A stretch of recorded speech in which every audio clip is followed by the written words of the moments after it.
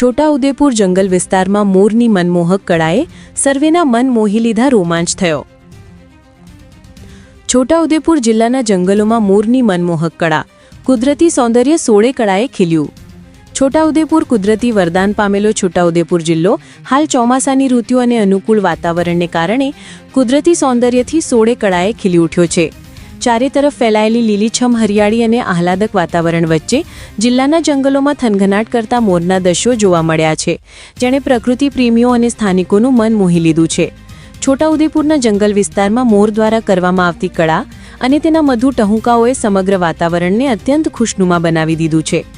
મેઘરાજાની હેલી અને ડુંગરાળ વિસ્તારની હરિયાળી વચ્ચે રાષ્ટ્રીય પક્ષી મોર જ્યારે પોતાની પીંછા ફેલાવીને નૃત્ય કરે છે, ત્યારે આ નજારો જોવાલાયક બની જાય છે।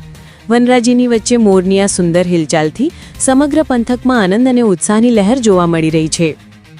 આદિવાસી બહુલ છોટાઉદેપુર જિલ્લો પોતાની સમૃદ્ધ વનસંપદા અને વન્યજીવન માટે જાણીતો છે।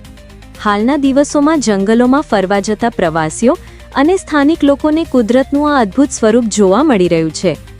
વન્યજીવો અને પક્ષીઓની આડેધડ અવરજવર તથા તેમનું કુદરતી વાતાવરણમાં આનંદિત થવું એ જિલ્લાના પર્યાવરણીય સંતુલન અને જંગલોની સમૃદ્ધિની પ્રતીતિ કરાવે છે। મોરના આ મનમોહક દ્રશ્યોએ છોટાઉદેપુરના પ્રવાસન અને પ્રાકૃતિક વૈભવમાં વધુ એક સોનાનો સૂરજ ઉમેરી દીધો છે, જેની નિહાળવા લોકોમાં પણ અનેરો ઉત્સાહ જોવા મળી રહ્યો છે।